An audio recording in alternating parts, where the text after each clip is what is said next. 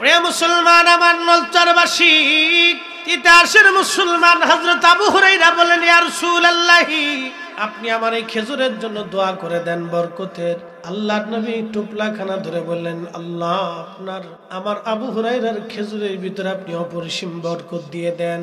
দোয়া শেষ করার পরে নবী বলেন, আবু হুরায়রা রে, বিসমিল্লাহ বলে ব্যাগের মধ্যে হাত দিবা, তোমার প্রয়োজন মতো খেজুর তুমি বের করে নিয়ে আসবা। সাবধান, কখনো খেজুর কি পরিমাণ আছে তুমি দেখতে যাবা না। তোমার প্রয়োজন মতো খেজুর আনবা, নিজে খাবা, আর গরিব অসহায় মানুষদেরকে তুমি খাওয়াইতে থাকবা। হযরত আবু হুরায়রা বলতেছেন, দুনিয়ার মানুষের 16 বছর পর্যন্ত এই খেজুর আমি মানুষকে খাওয়াইছি, আমি নিজে খাইছি, কোনদিন খেজুরের কমতি পড়ে না। কত বছর? 16 বছরে কি পরিমাণে খেজুর খাইছে আপনি বুঝেন? এই 16 বছরে কি পরিমাণে খেজুর খাইছে। 16 বছর পর্যন্ত নিজে খেজুর খাইলো, অন্য কেউ খাওয়াইলো।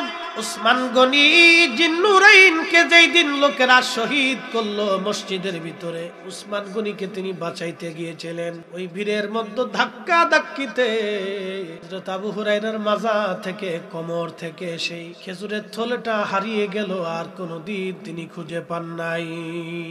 নবীর এক দুয়ায় 16 বছর পর্যন্ত আবু হুরায়রা খেজুর খাইল।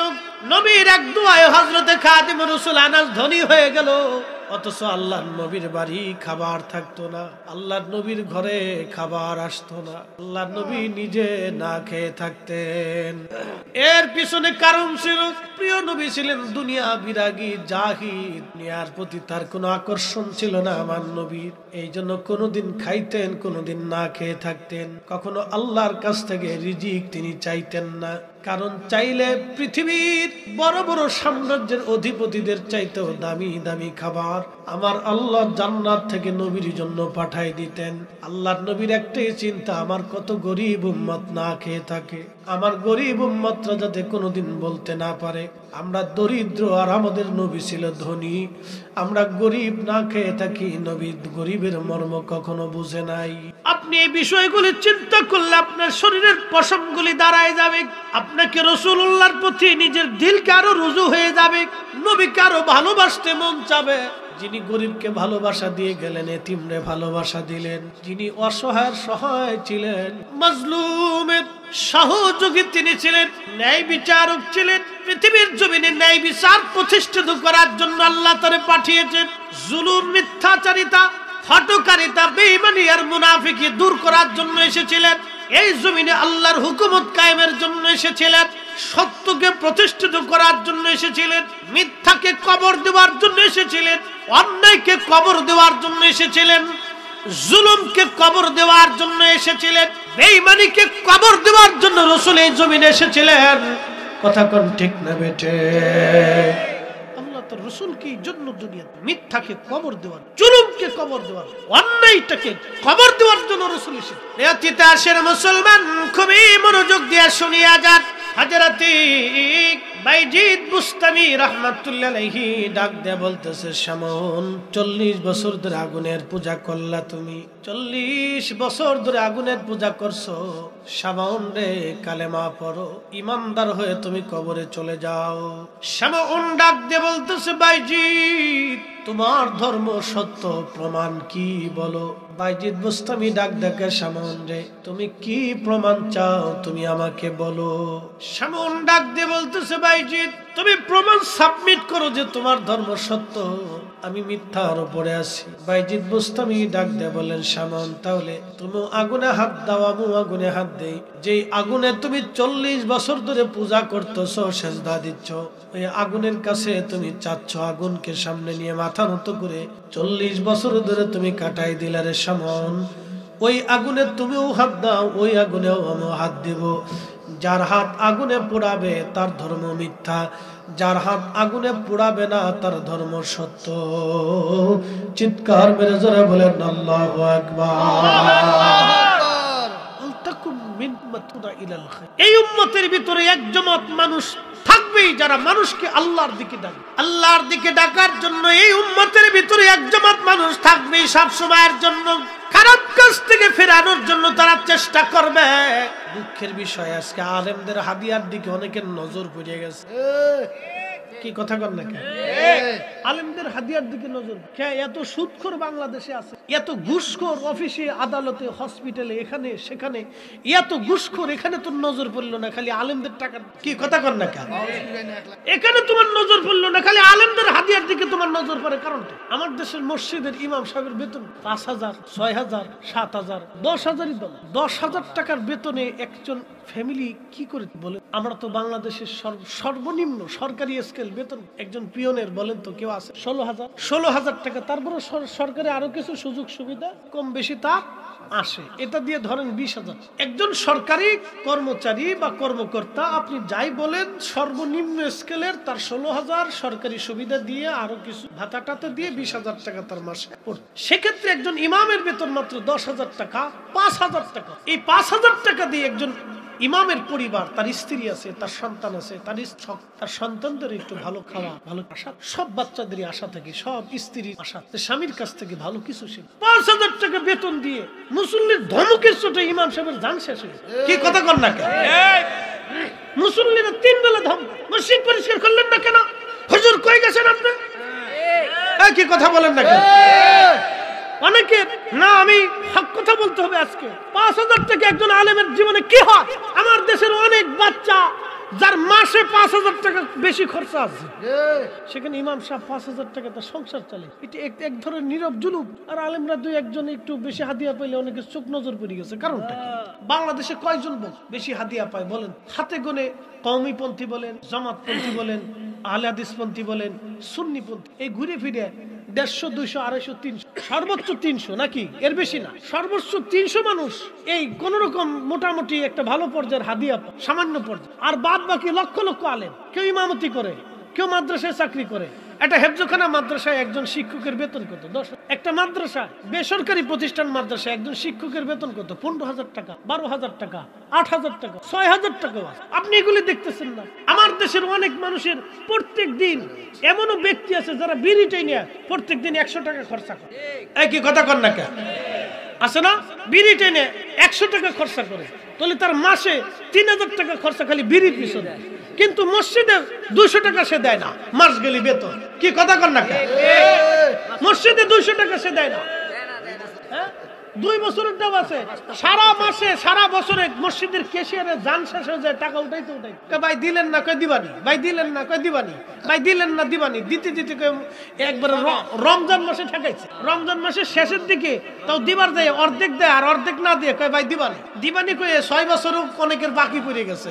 হে মনে করছে ইমাম সাহেব ঠকায় বেহেশতে চলে যাব, ঘুমাই স্বপ্ন দেখে যে আল্লাহর জান্নাত 8টা হয়ে গেছি, হুর গিলমাল নিয়ে খুব আনন্দে ঘুরে রয়েছি। শয়তানে হাসে আর কয় উরে সিটার, তুমি ইমামের বেতন বাদ দিয়ে ইমাম সাহেব ঠকায় আল্লাহর ঘর মসজিদের সাথে বাহানা করে বেহেশতে যাবার চিন্তাছে।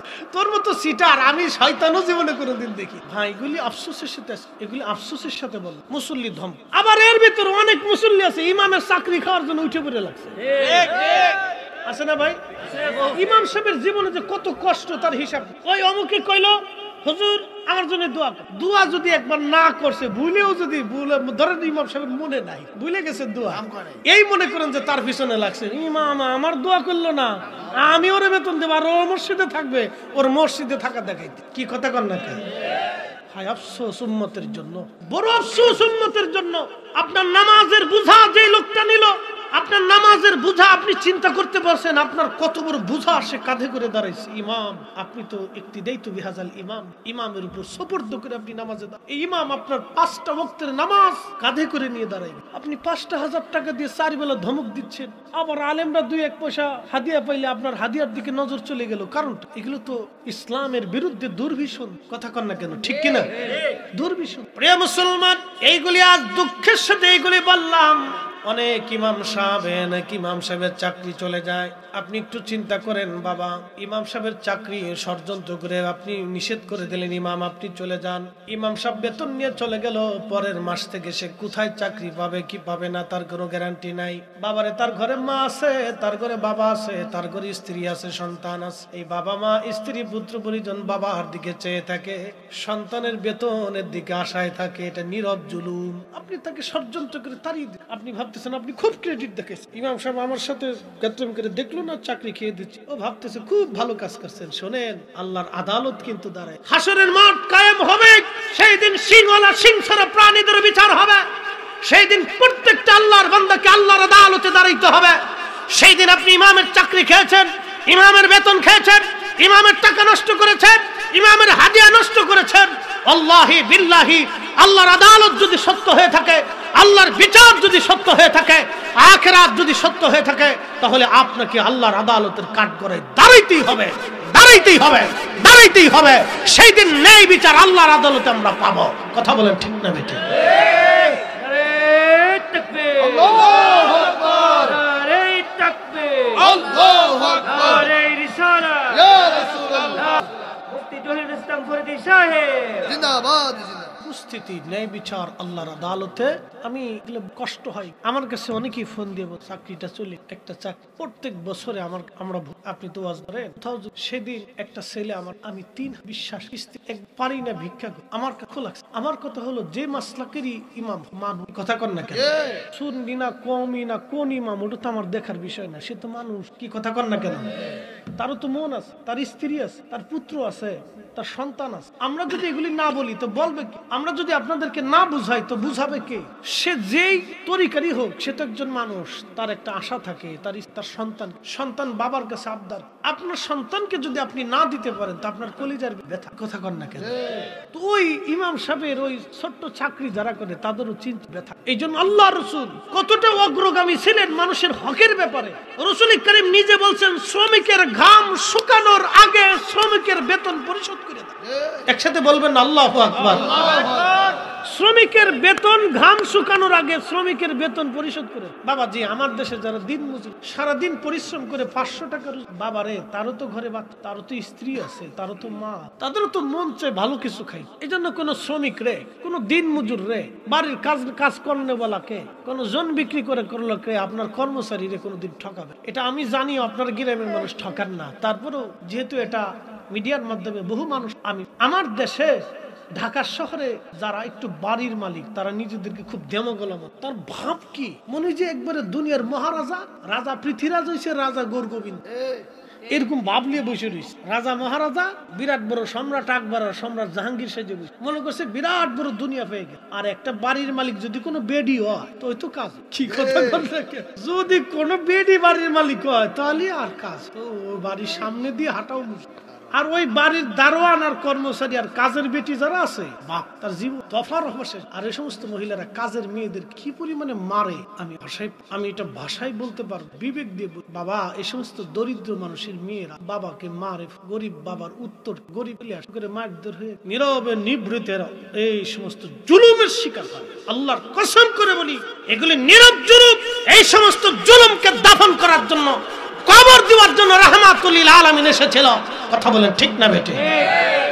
নীরব জুলুম, এগুলি যদি দুনিয়ার মানুষ দেখতো তাহলে ওদেরকে একবার কবর রচনা করে নীরব অত্যাচার ভাষায় প্রকাশ করে। প্রিয় উপস্থিতি, প্রিয় বন্ধুগণ, এইগুলি যদি আমরা না বলি তো বলবে কে? কারণ মাইক আমাদের হাতে, আমাদের জবানে। আল্লাহর কোরআন বলল, ওয়াল তাকুম মিনকুম উম্মাতুন ইয়াদউনা ইলাল খায়রি ওয়া ইয়া'মুরুনা বিল মা'রুফি ওয়া ইয়ানহাউনা আনিল মুনকার। আল্লাহর কোরআন বলতেছে, হে আমার উম্মতেরা, বান্দারা, আমার হাবিবের উম্মতরা, তোমরা শোনো, আমার বান্দাদের ভিতরে একদল উম্মত থাকবে যারা মানুষদেরকে ভালো কাজের দিকে, মানুষদেরকে আল্লাহ এবং নবীর দিকে ডাকতে থাকবে এবং খারাপ কাজ থেকে তারা মানুষদেরকে ফেরায় রাখবে। এই দায়িত্ব আল্লাহ উলামা ইকরাম এবং আউলিয়া ইকরামদের হাতে আল্লাহ পাক দিয়েছেন। এই জন্য যুগে যুগে আউলিয়া ইকরাম, উলামা ইকরাম এসেছিলেন, যারা শরীয়ত আলেম এবং তরিকতের আলেম যারা ছিলেন, তাসাউফের ওলি যারা ছিলেন এবং শরীয়তের আলেম যারা ছিলেন, তারা যুগে যুগে যুগে যুগে মানুষদেরকে আল্লাহর দিকে ডেকেছেন, আল্লাহর দিকে ডেকেছেন। কি কথা বলেন ঠিক না বেঠে? তাহলে যারা ষড়যন্ত্র করে আলেমদের ওয়াজ নসিহত বন্ধ করে দিতে চায়, একটা কথা মনে রাখবেন, ওয়াজ নসিহত আগেও ছিল, এখনো আছে, কিয়ামত পর্যন্ত ওয়াজ নসিহত চলবে, এটা বন্ধ হবে না। কথা বলেন ঠিক কিনা? কোরআন কি সত্য না মিথ্যা? তাহলে আল্লাহর জমিনে এক জামাত মানুষ থাকবেই, যারা মানুষদেরকে আল্লাহর দিকে ডাকবে, সে ওলি হোক আলেম হোক, এই দুই জাতীয় তাসাউফের এলেম আলেম ওলিরা এবং শরঈ আলেমরা মানুষদেরকে ভালো কাজের দিকে ডাকতেই থাকবে। এই ওয়াজ নসিহত কিয়ামত পর্যন্ত চলবে। যত ষড়যন্ত্রই আসুক এই ওয়াজ নসিহত কেউ বন্ধ করতে পারবে না, কারণ আল্লাহর কোরআনই সত্য এবং আল্লাহর কালামই সত্য থাকবে। কথা বলেন ঠিক না বেঠিক?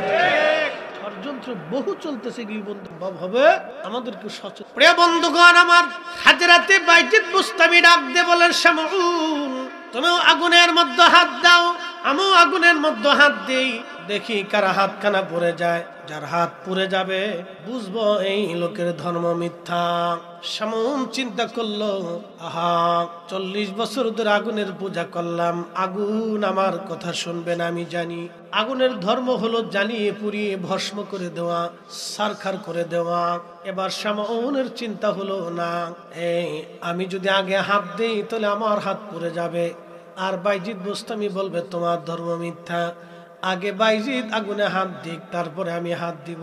বাইজিদের হাত যদি আগুনে পুড়ে যায় তখন আমি বলবো তোমার ধর্ম মিথ্যা। শামউন মরার সময় চিন্তা করলো, দেখেন শয়তানে ওরে তখনও টেলাইতে। আজাজিল কিন্তু তার কাজে কখনো বিরতি দেয় শোনেন, আমি আমার আঞ্চলিক ভাষায় মাঝে মধ্যে টান আসে, মনে কিছু নিয়ে। এই আজাজিল কিন্তু তার কাজে বিরতি দেয় না, আমরাই শুধু মুসলমানরা আল্লাহর কাজে বিরতি।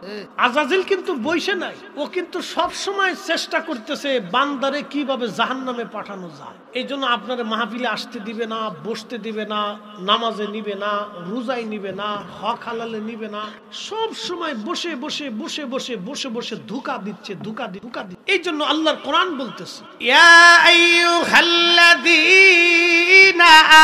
আমানু দুখুলু ফিস সিলমি কাফা। আল্লাহু আকবার।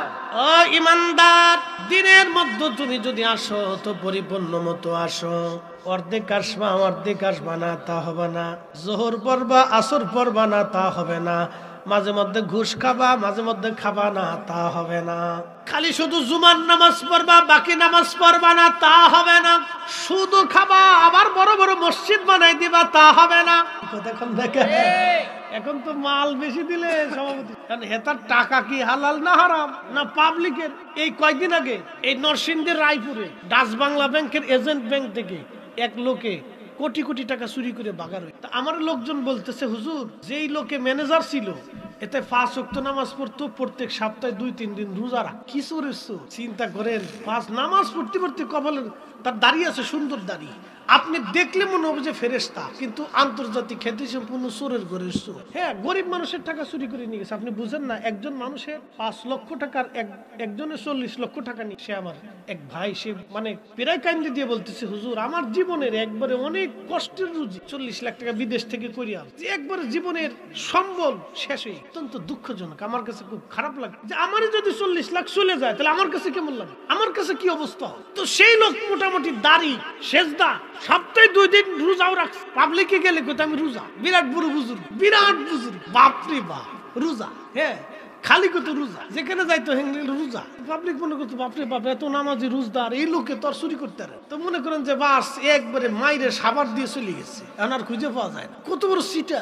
এইরকম কিছু লোক আছে মনে করেন যে সুদের কারবারি ঘুষের কারবারি করিয়া অন্যায় করে কোটি কোটি টাকার মালিক হইয়া এখন দিয়ে একটা মসজিদ বানাই দিয়ে বিরাট বড় বুজুর্গ সেই যে টুপি সাদা, দাড়ি সাদা, জুব্বা সাদা, জায়নামাজ সাদা, তসবি সাদা, মোজা সাদা, সব সাদা। শয়তানে আসে আর কয় উরে দুলা ভাই কত বড় সিটা। শয়তানে চিন্তা করে বাপরে বাপ আমি 9 লক্ষ বছরের জীবনে যা চিন্তা করিনি ও 60 বছরের জীবনে তার সাথে বেশি চিন্তা করি। আচ্ছা আপনাদেরকে একটা প্রশ্ন করি, জবাব দিবেন। সে নিজে কোটি টাকা খরচা করে মসজিদ বানায় নামাজ পড়লে নামাজ হবে?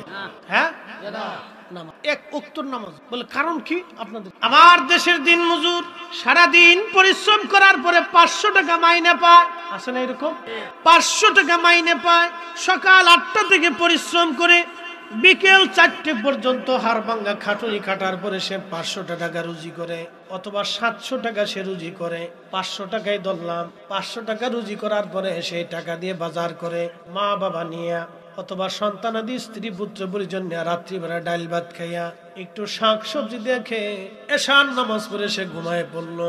এই লোকটা এশার নামাজ পড়ে ঘুমানো, আর আরেকজন সুদের কারবারি ঘুষের কারবারি অন্যায় করে মানুষের টাকা মেরে দিয়ে, রাষ্ট্রের সম্পদ মেরে দিয়ে কোটি কোটি টাকার মালিক হইয়া এই লোকটা মনে করেন কি বললো, আপনার চলে গেল, মসজিদ বানাই দিল, সভাপতি সেক্রেটারি কেশিয়ার যাই বলেন হইল মুতল্লি, যা কিছু হোক না কেন মসজিদ বানাই দিয়া একবারে সুন্দর করে ওই টাকার গরুর গোশত কিনে এনে আপনাদের কুমিল্লার সন্ধু হোটেলের একবারে কালাবোনা বানাইয়া সুন্দর করে খাইয়া রাত্রিবেলা এশার নামাজ পড়ে ঘুমাইলো। ওইভাবে যদি 60 বছরে এশার নামাজ পড়ে আর 5 ওয়াক্ত নামাজ পড়ে আর জিকির ফিকির ইবাদত করে কাটায়, তার খাবারের মধ্যে হারাম, আল্লাহর কসম করে বলি তার 60 বছরের ইবাদত এক পাল্লায় দিবেন, আর ওই দিন মজুরের হালাল খাবারের 1 ওয়াক্ত এশার নামাজ আর এক পাল্লায় দিবেন, ওই 1 ওয়াক্ত এশার নামাজের ওজনের সমান হবে না। কথা কোন ঠিক কিনা? আল্লাহু আকবার। ইয়া রাসূলুল্লাহ। জিন্দাবাদ জিন্দাবাদ। কিন্তু কারে বুঝাইতা? দুনিয়াতে হালাল উপার্জনে না হারাম পদ্ধতিতে কে কত কোটি টাকার মালিক হবে সেই জন্য পাগল পারা হয়ে গেছে, প্রতিযোগিতা শুরু। কি কথা কর না কেন? কারটা কে কত তাড়াতাড়ি মারবে, খালি মাইরে দূরে ধনী হওয়ার জন্য চেষ্টা করতেছে। কিন্তু কত কবরের পরে আর কি বাবা, কথা ঠিক কিনা? কবরের পরে সুযোগ বাপরে অন্যের হক মাইরে দিয়ে সে যত বড় ওলির দরবারে যাইয়া ওলির দরবারের মাজারের খাদেম হোক না, আর 5 ওয়াক্ত নামাজ পড়ুক, আর না তাহাজ্জুদ গুজার হোক, না তবলিগ জমাতে যাক, না মক্কা মদিনায় যাইয়া একবারে সিল্লে দিয়ে পড়ে থাকুক, আর না ওই কাবা ঘরিবে এই মাকাম ইব্রাহিমে নামাজ পড়ুক, না তার নিজের মসজিদ মানে তাহাজ্জুদ গুজারি হোক, না কোনো ওলির দরবারে যাইয়া বাগদাদ শরীফে হুজুর গাউসে পাকের মাজারে যায় পড়ে থাকলেও জান্নাত হবে না। কি কথা কন না কেন? কারণ সে মানুষের হক মেরে দিয়ে। কি কথা কন ঠিক কিনা? জান্নাত হবে সুযোগ। প্রিয় মুসলমান, এই জন্য আল্লাহর কোরআন বলতেছে ইন্নাল্লাহা ইয়া'মুরু বিল আদলি ওয়াল ইহসানি ওয়া ইতা'ইল কুরবা।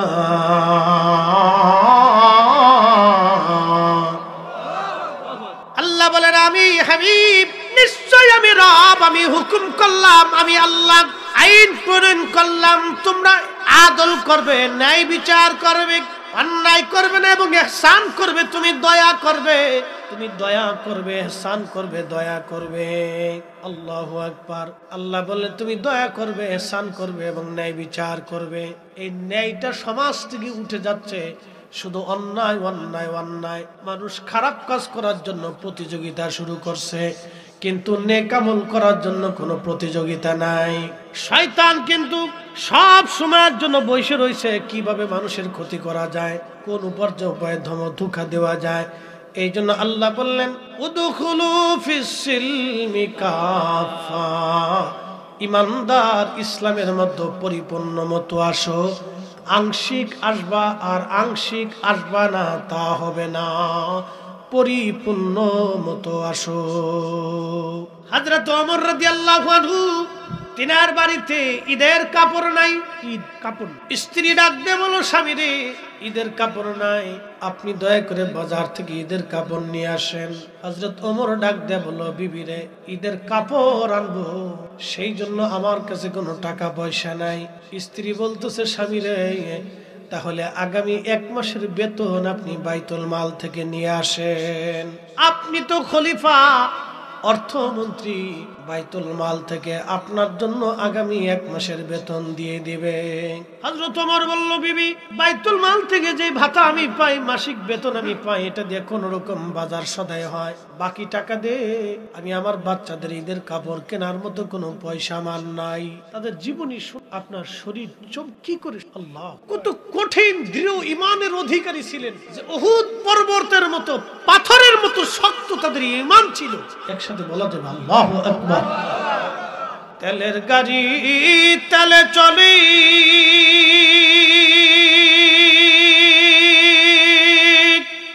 হাওয়ার গাড়ি হাওয়ায় উড়ে, বিনা তেলে চালায় গাড়ি নবী সুলাইমান। আমরা সেই মুসলমান, আমরা সেই মুসলমান। প্রিয় হাজিরিন, হযরত ওমর চিঠি লিখছে অর্থমন্ত্রী আবু উবাইদ ইবনে জাররার কাছে। 10 জন সাহাবী দুনিয়া থেকে জান্নাতের সুসংবাদ পেয়েছিল। আবু বকর ফিল জান্নাতি, ওমর ফিল জান্নাতি, উসমান ফিল জান্নাতি, আলী ফিল জান্নাতি, তালহা ফিল জান্নাতি, জুবাইর ফিল জান্নাতি, আব্দুর রহমান ইবনে আউফ ফিল জান্নাতি, আবু উবাইদ ইবনে জাররাহ ফিল জান্নাতি, সাদ বিন আবি ওয়াক্কাস ফিল জান্নাতি, সাইদ ইবনে জুবাইর ফিল জান্নাতি, সাদ ইবনে আবি ওয়াক্কাস রাদিয়াল্লাহু রিদওয়ানুল্লাহি তাআলা আলাইহিম আজমাইন ফিল জান্নাতি। একবার জোরে বলা যাবে কি মারহাবা। এই 10 জন সাহাবী দুনিয়ার থেকে জান্নাতের সার্টিফিকেট নিয়ে কবরে চলে গেছে। তার মধ্যে হযরত আবু উবাইদ ইবনে জাররাহ ফিল জান্নাতি, যিনি জান্নাতের সাহাবী, তিনি বাইতুল মালের রক্ষক। বাইতুল মাল, তিনি অর্থমন্ত্রী ছিলেন। এরকম অর্থমন্ত্রী যদি আমাদের থাকতো, আল্লাহর কসম করে বলি আমাদের দুঃখ থাকতো না। কথা বলেন ঠিক না বেটে? অত্যন্ত আশ্চর্য, দুঃখজনক, মনোযোগ। বাইতুল মালের অর্থমন্ত্রী আবু উবাইদ ইবনে জাররাহ চিঠিখানা পাওয়ার বসে বসে কান্নার কারণ হলো, এত বড় মুসলিম মিল্লাতের খলিফার বাড়িতে ঈদের কাপড় কেনার মতো পয়সা কত বড়। বর্তমানে ইরান, এরপরে ইরাক, ওমান, ইয়ামান, Saudi Arab, Kuwait, Qatar, Dubai, Bahrain, Jordan, Syria, Lebanon, Libya, ফিলিস্তিন, মরক্কো, আলজেরিয়া, টিউনিশিয়া, বাংলাদেশের কয়টার সমান আছে? হ্যাকার বউ কাপড় কিনবে স্বামীর কাছে। আর আমরা দেশের একটু কোন রকম অফিসারের বউ হইলি ভাবের জ্বালে ঠিক আসতে করলেন কা একটু অফিসার, তার বউয়ের বাপ কি লিপস্টিক মাখতে মাখতে দিন চলে যায়। হ্যাঁ, দুঃখজনক। মুসলমান কতটা অধপতন, ডিমোশন হলে আজকে। এই জন্য মুসলমান কাফেরের পায়ের নিচে তাদের মাথা। মুসলমান যদি তার নীতিতে ফিরে আসতো, মুসলমান যদি তার আমানতদারিতে ফিরে আসতো, মুসলমান যদি হক ও ইনসাফের উপর প্রতিষ্ঠিত থাকতো, তো মুসলমান আজকে মাথা উঁচু করে দাঁড়িয়ে থাকতো। অত্যন্ত আশ্চর্য এবং দুঃখ হলো সত্য, সৌদি আরবের কয়েকদিন আগে একটা প্রতিবেদনে দেখলাম, সৌদি আরবের মানুষ যে পরিমাণে খাবার অপচয় করে, এই পরিমাণ খাবার অপচয় যেটা করে, এটা যদি গরিব মানুষের ভিতরে বিলাই দেয়, তো মুসলমান কোন দেশের মানুষ ক্ষুধার্ত থাকে না। আমার কাছে কলিজায় দাউ দাউ করে উঠলো যে হায় সর্বনাশ, বলে কি কথা, আমি মিথ্যা কথা বলছি? সৌদি আরবের মুসলমানরা যে খাবার অপচয় করে, ওরা যদি এই খাবার শুধু সোমালিয়া, এই আফ্রিকার গরিব মানুষের ভিতরে দিয়ে আমার দেশের গরিব ভালো খাওয়ার আশায় বসে, আপনি দেখেন, আপনি একটু খুঁজে দেখেন, আপনার প্রতিবেশী আত্মীয় স্বজন অনেকে আছে, মুখ বুঝে থাকে, বলতে সাহস, লজ্জা পায় বলতে পারে। বাবারে, এই জন্য আল্লাহ রসুলের একটা সুন্নত, এই সুন্নত আজকে হারাই গেছে, এই সুন্নত আজকে হারিয়ে গেছে। নবী করিম সাল্লাল্লাহু আলাইহি সাল্লামের একটা দামি সুন্নত ছিল, নবী উম্মতের বাড়ি খোঁজ নিতেন, কার বাড়ি খাবার আছে, কার বাড়ি। এবং আল্লাহ রাসূল বলে দিয়ে গেছে, উম্মত তোমরা প্রত্যেক দিন খাবার খাওয়ার আগে, রাত্রিবেলা ঘুমানোর আগে তোমার প্রতিবেশীর খবর নাও, তার ঘরে খাবার আছে কিনা। যদি তোমার প্রতিবেশী ক্ষুধার্ত থাকে আর তুমি পেট পরে খেয়ে রাত্রিবেলা ঘুমিয়ে তাহাজ্জুদ নামাজও পড়ো, তারপরেও তোমার নাম মুমিনের কাতারে লেখা হবে না। তুমি আগে খোঁজ নিয়ে দেখো তোমার প্রতিবেশী, তোমার আত্মীয় স্বজনের ঘরে খাবার আছে কিনা। এই খোঁজ আমার দেশের উম্মত আজকে ভুলে গেছে, উম্মতের মনে নাই এই সুন্নতের কথা বলেন ঠিক না?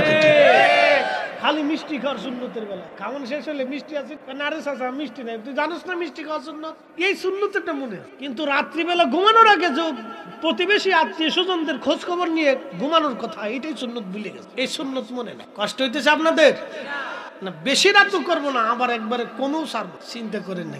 একসাথে বলেন তো আল্লাহু আকবার। সাইটে না, সাইটটার দরকার কি, একবার ফজর ঠেকাই দেন ইনশাআল্লাহ, ইনশাআল্লাহ ও আপনার থাকা লাগবে না, কিন্তু নেকি লেখা হয়ে গেছে। আবার চিন্তা করেন না, তাহলে আর তাবারকের দরকার নাই, নেকি যেহেতু হয়ে গেছে তো বাদ যাই গে। বাঙালি তো খুব চালা, ভূমিকম্প হয়েছে, বিরাট বড় ভূমিকম্প, বাংলা খুব লাড়াচাড়া, ঢাকা শহরও খুব লাড়াচাড়া। ফজর রক্তে যায় দিয়ে মসজিদে একবারে পোড়া ছাদ দিয়ে 3 তলা 4 তলার উপর। ঘটনা কি, সকালবেলা তো ফজর রক্তে ঢাকা শহরের মুসল্লিরা সাধারণত আসে, কারণ অনেকের ভয় আছে, হিরুঞ্চি মিনুচি ধরে, পোস্টোস দেয়, কোপটোপ। একবারে যে অসুবিধা নেই তা না, এই জন্য ধনী ব্যক্তি যারা আছে সাধারণত তারা ফজর দূরত্বে সাধারণত কম, দূরে একটু বাসা হলে আর ঢুকতে চায়, ভয় করে। প্রত্যেক দিনে তো টার্গেট করে একদিন পোস্ট দিয়ে যায়। তো এই পুরা মসজিদ বুঝে গেছে। আমি জিগে কি ব্যাপার, ফজর রক্তে তো এত মুসল্লি আসে না, জুমা রক্ত ছাড়া। হুজুর যেমনি জাকাইছে ঘুমাইতে আর ডরে মসজিদে ঢুকছে, জোর রক্তে যায় দিই 2 কাতা মুসল্লি। আরে বাঙালি কি চালাক, এরা কিয়ামতের মাঠও তালাশ করে দেখবে কোন ফাঁক ফোক্কার সিস্টেম আছে কিনা। চালাক তো বিরাট চালাক। শোনেন, পাকিস্তানি মিলিটারি বাঙালির জিগে তুই হিন্দু না মুসল, কালমা বাতা কালেমা কা লা ইলাহা ইল্লা আনতা সুবহানাকা ইন্নী কুনতু মিনাজ জালিমিন। কে তো বাঙালি হে জঞ্জালি হে, তো কালমা নেই হে তো মুসিবত কে। সারা আমি বিপদে পড়ে কালমা সালমা ভুলে ফেলাইছি, কালমার কথা মনে নাই। আমরা এত বাংলা খুব চালাকি করার চেষ্টা করি, কিন্তু আল্লাহর দরবার কি। আল্লাহু আকবার ওয়ালিল্লাহিল হামদু বিসমিল্লাহির রাহমানির রাহিম।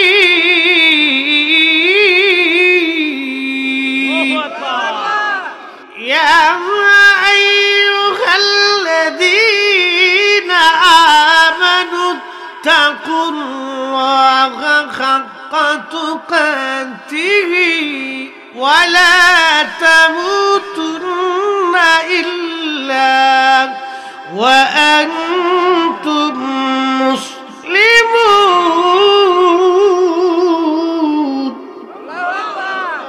আল্লাহ ডাক দিয়ে বলেন, হে ইমানদার, আমি আল্লাহকে তোমরা ভয় করার মতো ভয় করো, ভয় করার মতো ভয় করো। ওয়ালা তামুতুন্না ইল্লা ওয়া আনতুম মুসলিমুন। মুসলমান না হইয়া মইরো না, মুসলমান না হইয়া মইরো না, মুসলমান না হইয়া মইরো না। একদিন মাটি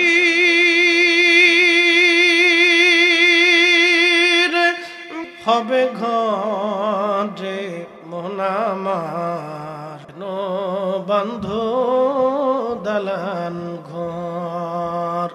মন আমার কেন বন্ধ দালান ঘর। ও বাবাজি নলচরবাসী, দূরে যারা বাহিরে যারা, ঠান্ডার মধ্য থেকে কোনো লাভ নাই, ভিতরে আসেন, কিছু কথা শুনে যান। দুনিয়াতে কেউ যদি আল্লাহকে আল্লাহ বলে একবার ডাক না দেয়, আল্লাহর তাতে কোনো লজ নাই। আল্লাহ আপনাকে আমাকে দুনিয়াতে পাঠাইছেন শুধুমাত্র পরীক্ষা করার জন্য। আমরা আল্লাহর কাছে ছিলাম, আল্লাহর কাছ থেকে আবার দুনিয়াতে আসছি, আবার আল্লাহর কাছে আমরা ফিরে চলে যাব। ইন্না লিল্লাহ, নিশ্চয় আমরা আল্লাহর জন্য, ওয়া ইন্না ইলাইহি রাজিউন, নিশ্চয় আমরা আল্লাহর দিকে ফিরে চলে যাব। আমার এই রুহটা মুফতি ফরিদি আল্লাহর কাছে ছিলেন, আমার কোনো অস্তিত্ব ছিল না, আমার কোনো অস্তিত্ব ছিল না, আমি ছিলাম একেবারে অস্তিত্বহীন। আল্লাহ বললেন, কাইফা তাকফুরুনা বিল্লাহ, তোমরা আল্লাহকে কি করে অস্বীকার করো, কুফরি করো আল্লাহর সাথে, অথচ তোমরা মৃত ছিলে, মরা ছিলে। ফাআহিয়াকুম, আল্লাহ তোমাদেরকে জিন্দা বানাইলেন, আল্লাহ তোমাদেরকে জিন্দা করলেন। তুমি অস্তিত্বহীন ছিলে, আমি মালিক তোমাকে অস্তিত্ব দিলাম, অস্তিত্ব দেওয়ার পরে দুনিয়াতে পাঠাইলাম। দুনিয়াতে কেন পাঠাইলাম? একটু পরীক্ষা করার জন্য। কি পরীক্ষা? আল্লাযী খালাকাল মাউতা ওয়াল হায়াতা লিয়াবলুয়াকুম আইয়ুকুম আহসানু আমালা।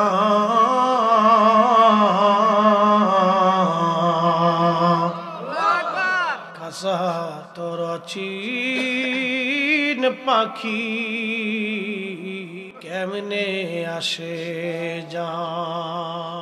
এই যে আপনাদের সামনে যিনি কথা বলতেছেন, ইনি আল্লাহর কাছ থেকে আসছেন, আবার আল্লাহর কাছে তিনি চলে যাবেন। যখন চলে যাবে তখন ফরিদি সাহেবের হাত পা এবং লাশ পড়ে থাকবে।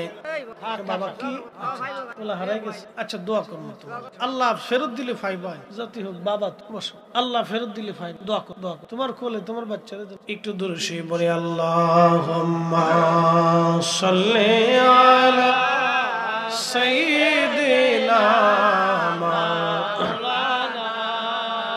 মুহাম্মাদ ওয়া আলা আলি সাইয়্যিদিনা। তুমি আল্লাহর প্যারা হাবিব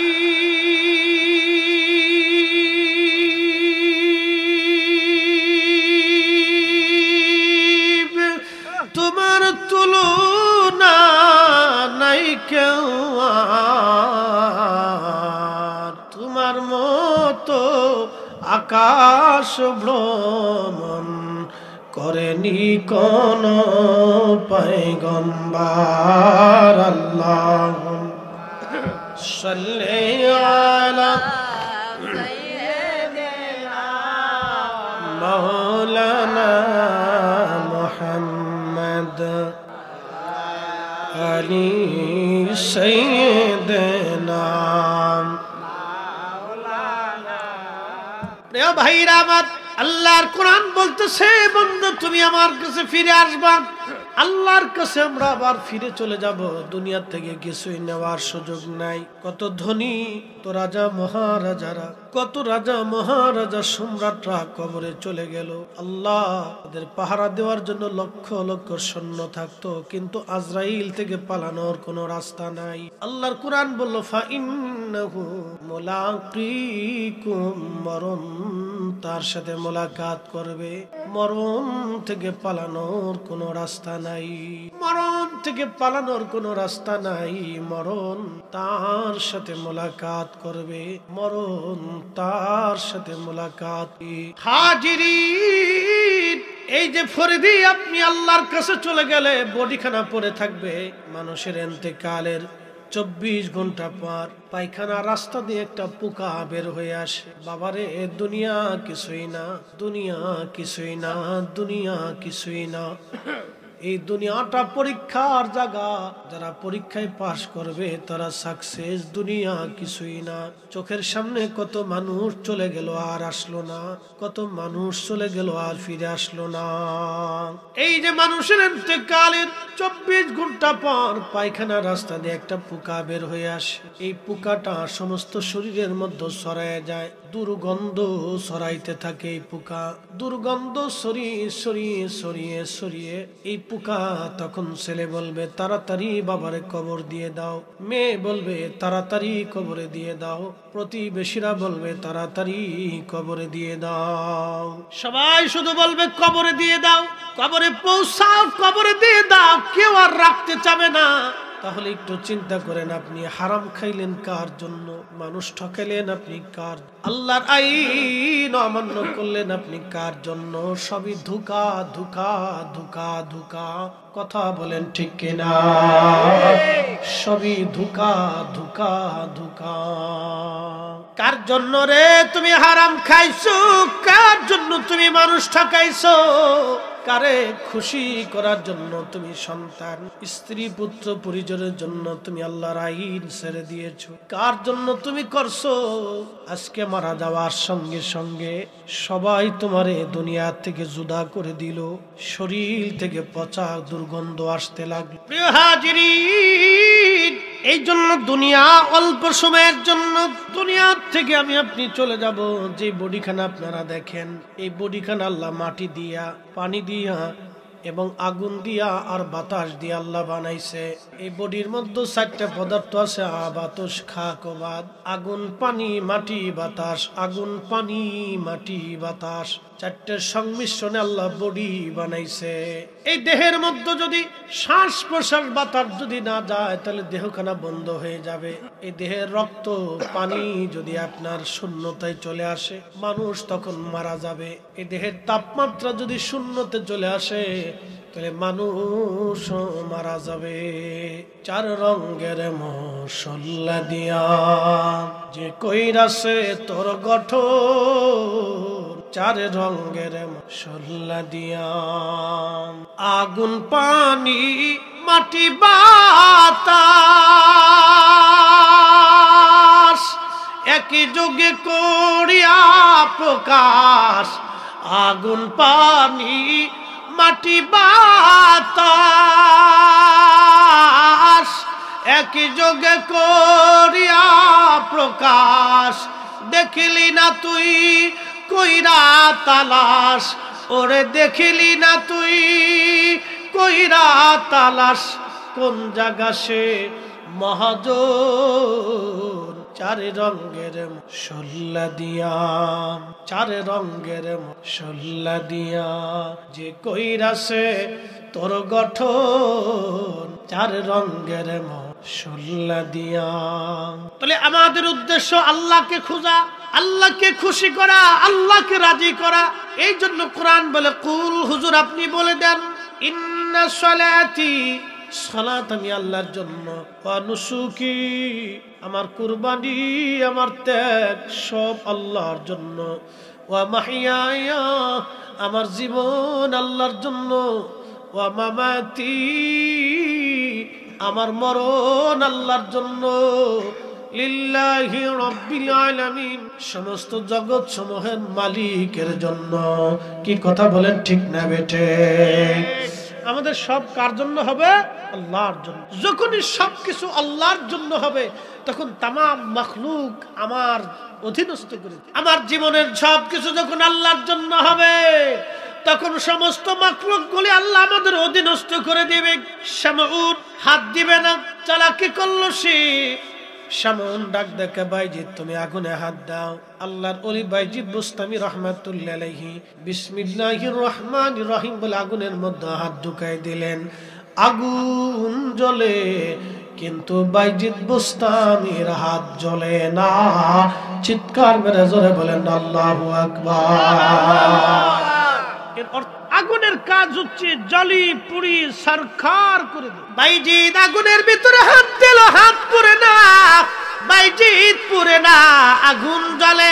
বাইজিৎ পুড়ে না, আগুন জ্বলে। আগুন বাইজিদের হাত পুরায় না, কারণ বান্দা যখন আল্লাহর হয়ে যায় সমস্ত মাখলুকগুলি বান্দার অধীনস্থ হয়। আল্লাহ রাসূল সহিহ বুখারীর কিতাবুর রাকাকে নবী বলেন, মান আদালি ওয়ালিয়ান ফাকাদ আযানতুহু বিল হারব। আমার ওলির সাথে যারা দুশমনি করে আমি আল্লাহ তার সাথে যুদ্ধ ঘোষণা করি। আমার ওলিরা যখন আল্লাহর ইবাদত করে, ফরজ ইবাদতগুলি আল্লাহর কাছে পছন্দ। ফরজ ইবাদত করার পরে মানুষ যখন নওয়াফেল করে, অতিরিক্ত ইবাদত নফল, নওয়াফেল ইবাদত যখন বান্দা করে, আমরা বলি নফল ইবাদত। এই নফল ইবাদত বান্দা যখন করে তখন বান্দা আল্লাহর দিকে যায়, আল্লাহ বান্দার দিকে আসে, বান্দা আল্লাহর দিকে রুজু হয়, আল্লাহ বান্দার দিকে মহব্বতের সম্পর্ক বাড়ে। বাড়তে বাড়তে বাড়তে বাড়তে এমন একটা পর্যায় হয় বান্দার দুইটা চোখ আল্লাহর চোখ হয়ে যায়, বান্দার দুইটা কান আল্লাহর কান হয়ে যায়, বান্দার দুইটা হাত আল্লাহর হাত হয়ে যায়, বান্দার দুইটা পা আল্লাহর পা হয়ে যায়, বান্দার জবান আল্লাহর জবান হয়ে যায়।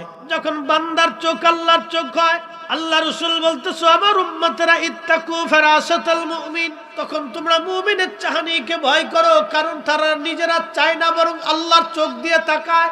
একসাথে বলবেন না সুবহানাল্লাহ, সুবহানাল্লাহ। ওই আল্লাহর ওলির চোখ শুধু আল্লাহর ওলির চোখ থাকে না, হাকিকতে আল্লাহর চোখ হয়ে যায়। অর্থাৎ আমার মালিক আমার মাওলা তার ওই চোখের ভিতরে আল্লাহর তাজাল্লি দিয়ে দেয়। তখন ওই বান্দা যখন আল্লাহর জন্য কোনো দিকে তাকায় তখন আমার আল্লাহ মাখলুকগুলি তার অধীনস্থ করিয়া দেয়। এই জন্য আল্লাহর ওলি শাহজালাল ইয়ামানি মুজাররিদি রহমাতুল্লাহ আলাইহি যাই নামাজ দিয়ে নদী পার হয়েছেন। আল্লাহু আকবার। কি দিয়ে নদী পার হয়েছে? যাই নামাজ দিয়ে নদী পার। এখন বলেন যে যাই নামাজ দিয়ে নদী পার হয়েছে, কি করতে হয়েছে? নিজেকে আল্লাহর পথে বিলীন করি। কথা কন না, ঠিক কিনা? বিড়িটা না ফিরে হয়েছে না, মনে কিছু নেই। ফির ওলি যারা তারা কোনোদিন বিড়িটা না, মন খারাপ করে এটা খাওয়া হারাম। আমি বাথরুমে বিড়ি জিগে বাইরে 10 টাকা কেয়ারটেকারে দিয়ে বললাম, বেটা রে বাথরুমে খালি বিড়ির কারণ আপনার আগে বিড়ি যে খাইলো খাওয়ার তো জায়গা, রাস্তাঘাট কোনাকাঞ্চি বাজার ঘাট কত জায়গায় তো বিড়ি খাওয়ার, এইখানে বসে বিড়ি টানি।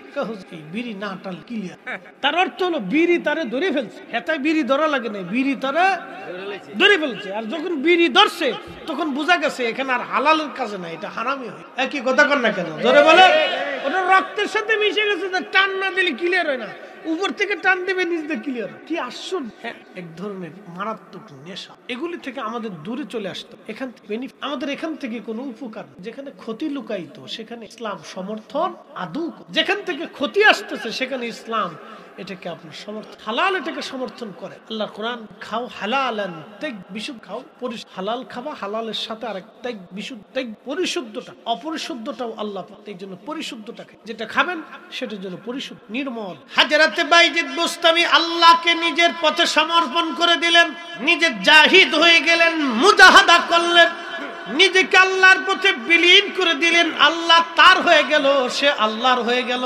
এই জন্য আগুনের মধ্যে হাত দেয়, আগুন জ্বলে কিন্তু বাইজিদ জ্বলে না।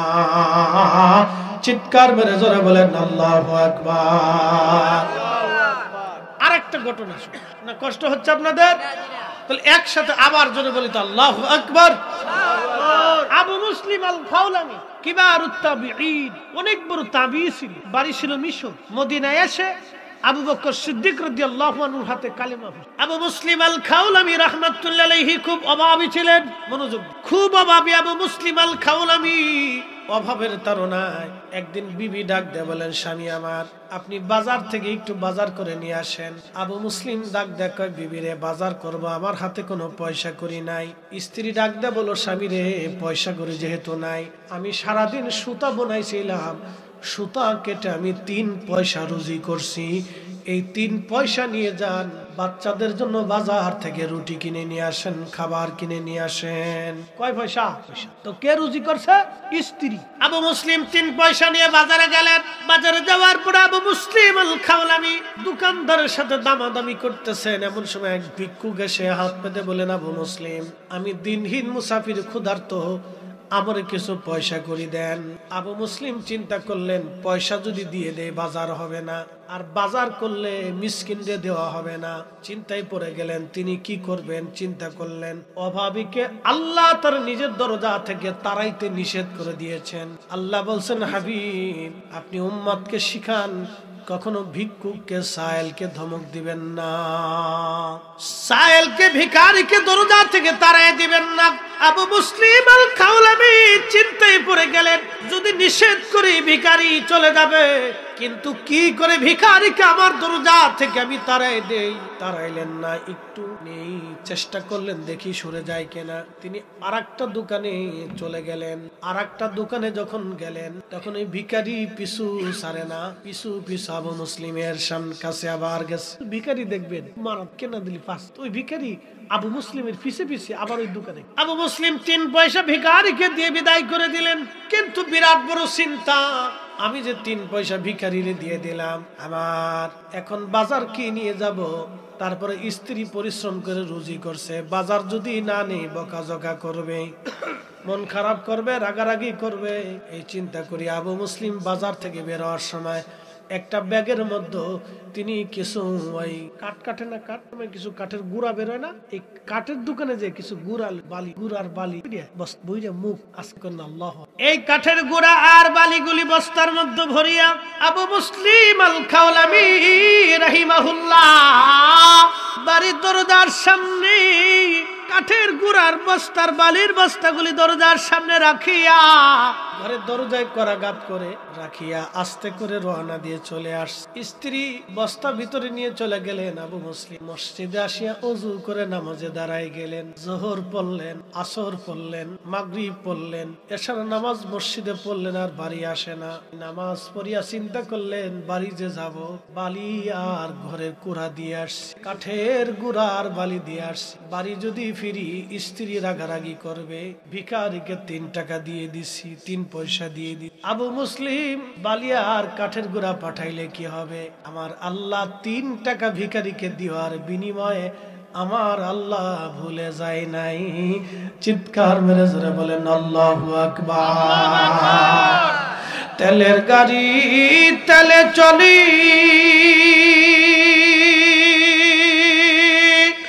হাওয়ার গাড়ি হাওয়ায় উড়ে, বিনা তেলে চালায় গাড়ি নবী সুলাইমান, আমরা সেই মুসলমান। এসব নামাজ পড়িয়া আস্তে আস্তে সালাম দিছে, আসসালামু আলাইকুম ওয়া রাহমাতুল্লাহ, আমরা তো আসসালামু আলাইকুম ওয়া রাহমাতুল্লাহ। স্ত্রী দরজা খুলিয়া কয়, স্বামী গো সারাদিন কোথায় ছিলেন? আটার বস্তা বাড়ি দিয়ে আপনি কোথায় ছিলেন? আমি রুটি টুটি বানাই আপনার জন্য সারাদিন বসে রয়েছি। আরো জোরে। আবু মুসলিম আল খাওলি কয়, বিবি রে রুটি কই পাইলা তুমি, আটা কই পাইলা? আপনি তো বস্তা ধরে দিয়ে গেছেন। আরো জোরে, আরো জোরে, আরো জোরে। আপনি তো বস্তা ধরে দিয়ে গেছেন। স্ত্রী বলতেছে, স্বামী রে জীবনে এইরকম রুটি কোনোদিন খাইনি, আর এত মজার আটাও। যেই দোকান থেকে আটা আনছেন আগামীকাল থেকে সেই দোকান থেকে আই। আবু মুসলিম আল খাওলামি কান, সেই দোকান থেকে বড় বড় দামি দোকান, এটা এই দোকান থেকে বাজার আনতো। তাহলে আল্লাহর পথে দান করলে আল্লাহ কিন্তু মানুষকে ঠকায় না। কথা কর না, ঠিক কিনা?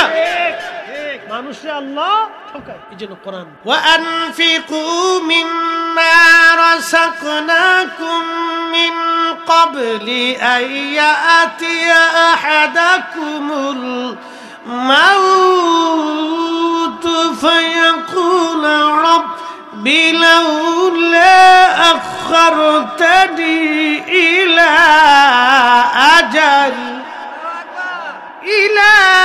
أجل قريب فأصدق وأكن من الصالحين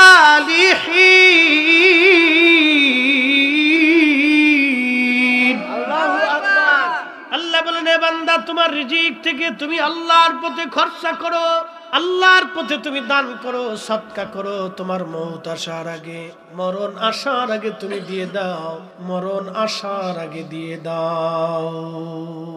আর যদি দান না করো, কিয়ামতের ময়দানে এই মানুষেরা হাত কামড়াবে, গোশতগুলি টেনে টেনে টেনে টেনে ছিঁড়ে ফেলবে, আর বলবে ফায়াকুলা রব্বি, ও আমাদের রব, লাউলা আখারতানি ইলা আজালিন করিব, আমাদেরকে আবার দুনিয়াতে ফেরত পাঠায় দেন। দুনিয়ার ভিতরে যাইয়া ফাআসসাদাকা, বেশি বেশি করে সদকা দিব, ওয়া আকুম মিনাস সালিহিন, নেককারদের অন্তর্ভুক্ত হয়ে যাব। আল্লাহ দুনিয়াতে আবার আমাদেরকে পাঠান। আল্লাহ ডাক দিবেন, ওয়ালা ইউআখিরুল্লাহু নাফসান ইযা জাআ আজালুহা, বান্দারে জীবনে ওয়ান টাইম, দ্বিতীয়বার আর কোনো সুযোগ নাই। ও বান্দা, দুনিয়া থেকে কেউ চলে আসলে ফেরত যাওয়ার সুযোগ নাই। হায়াত শেষ হয়ে গেলে দুনিয়াতে থাকার আর কোনো সুযোগ নাই। দুনিয়া থেকে চলে গেলে, কবরে গেলে পৃথিবীতে ফিরে আসার আর কোনো আইন নাই। হায়াত শেষ হয়ে গেলে দুনিয়াতে থাকার আর কোনো আইন নাই, আর কোনো বিধান নাই, থাকার আর কোনো সুযোগ নাই, সুযোগ নাই, সুযোগ নাই। আর দুনিয়া চলে গেল হেলায় হেলায় ডুলাই। আমরা হাসতে হাসতে সময় পার করলাম, সন্তানের মোহে পড়ে সময় পার করলাম, স্ত্রীর প্রেমে পড়ে সময় পার করলাম, বন্ধু বান্ধবের আড্ডায় সময় পার করলাম, রুটি রুজিতে সময় পার করলাম, পড়ালেখায় সময় পার করলাম, খেলাধুলায় আনন্দ ফুর্তিতে সময় পার করলাম, অল্প সময় আল্লাহর ইবাদতে কাটাইলাম। জিন্দেগি তোর যাইরে ফাঁকি দিয়া রে সোনার জিন্দেগি তোর যাই ফাঁকি দিয়া, ও জাদো মুরি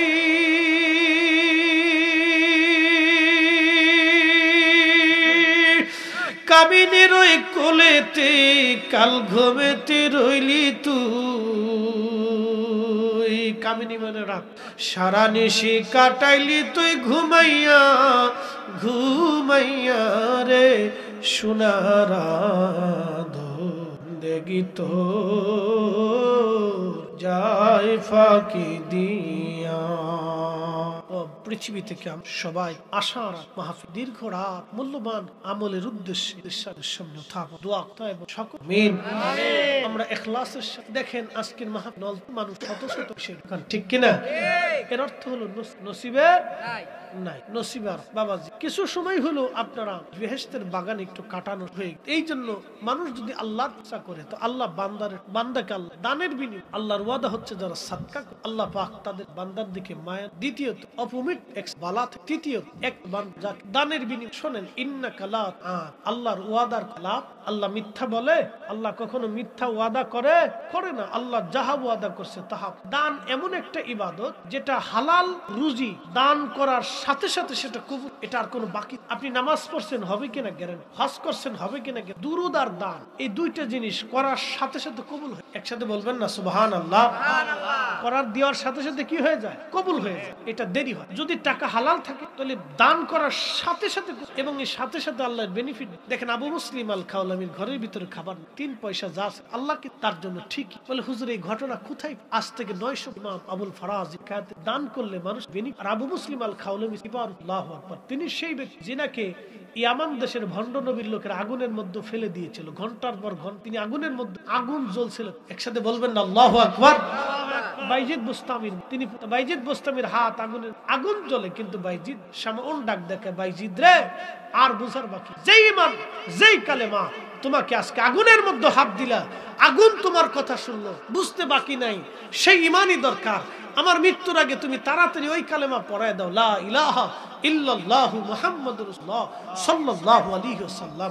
বাইজিদ কালেমা পড়লেন, শামউন কালেমা পড়ে মুসলমান হয়ে কবরে চলে গেল। একসাথে বলবেন না মারহাবা? দান করলে মানুষকে আল্লাহ আগামী বছর কি আছেন বলবে, পোস্টারের খরচাটা